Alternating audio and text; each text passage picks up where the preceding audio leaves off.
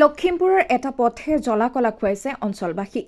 বছৰ বছৰ ধৰি জৰাজীৰ্ণ অৱস্থাত থকা এই পথটোৰ মেৰামতিৰ বাবে ওলাই আহিছে গাঁৱৰ যুৱকসকল।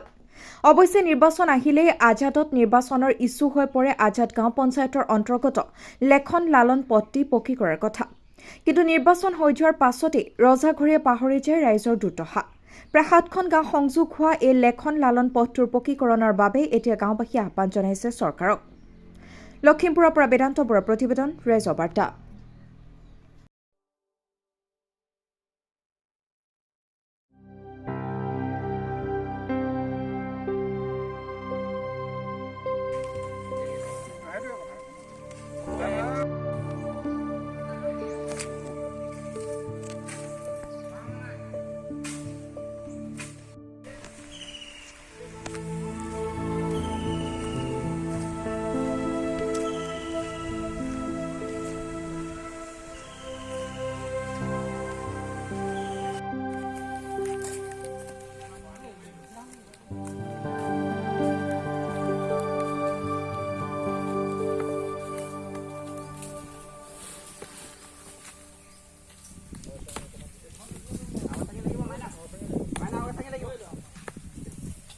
আছিলে তেওঁলোকে আজি অত বছৰ ৰাস্তাটো নিদিলে।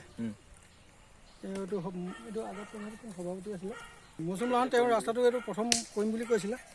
তাৰপিছত তেওঁ ককাকৰ নামৰ ৰাস্তা লেখন লাহন, গতিকে ৰাস্তাটো আজিও নহ'লেগৈ। পঞ্চায়ততো কাল শেষেই হ'ল। গতিকে আমি এতিয়া নিজে লাগি অলপ চলপ কৰি আছোঁ। মানে এই মৌচুম লাহনে মানে এই ৰাস্তাটো কৰি দিম বুলি আমাৰ পঞ্চায়ত হেৰিয়ত কৈছিলে। তেখেতে চবতকৈ আগত প্ৰেচিডেণ্ট হওঁতে বোলে এইটো ৰাস্তাই চবতকৈ আগত হ'ব, ককাৰ নামত বোলে কৰিম। তাৰপৰা আজিলৈকে এইটো কৰা আমি দেখা নাপালোঁ। এতিয়া গাঁৱৰ ৰাইজে মানে বৰষুণ দিলে ইয়াত যাবই নাই, মানুহ এই এক্সিডেণ্ট পৰি গৈছে ইয়াত। এই গাঁৱত এই ৰাস্তাটো একেবাৰে ইয়াৰ পৰা ধৰি ঘামৰা একেবাৰে টাউন ওলাব পাৰিব, কিন্তু আজিলৈকে এইটো ৰাস্তা নহ'লে। শিল বোল্ডাৰবিলাক কিমান আমি উঘালি মানে ছাইডত কৰি দিছোঁ কিছুমান। এতিয়া গাঁৱৰ ৰাইজে লাগিয়ে মানে আমাৰ ভাগত হৈছে, ৰাইজে নিজে এতিয়া মেৰামতি কৰিছে। কৰিলে কি হ'ব, আকৌ ট্ৰেক্টৰ আহি এইটো বেয়া হৈ যায়।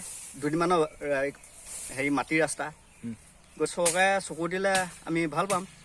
ইয়াত প্ৰায় আছে 7-8খনমান গাঁও একেবাৰে সেই হেৰিয়ত ওলাইগৈ, এইটো ঘামৰা ৰাস্তাত, তাত টাউনত ওলাইগৈ কোঁৱৰ গাঁৱেদি। এতিয়া চব মানুহ এতিয়া অহা যোৱা কৰিছিলে আগত, এতিয়া ৰাস্তা মানে বেয়া হ'ল, যাব নোৱাৰে। কি কৰিছে? নিজে মিলি গৈছে, এই ল'ৰাবোৰে কৰিছে, এইফালেও এয়া কৰি আছে। জনাব চৰকাৰক মানে এতিয়া আমি ৰাস্তাটো কৰি দিবলৈ বুলি আগতেও কিবা এপ্লিকেশ্যন দিছিলে আমাৰ এই মানৱ ডেকা ডাঙৰীয়াক, তেখেতে কৰি দিব বুলি কৈছিলে। এতিয়া একো গম পোৱা নাই দেখোন এতিয়ালৈকে। হয়, তেখেতে দিয়া হৈছিলে আমাৰ গাঁৱৰ ৰাইজে যুৱ সংঘই।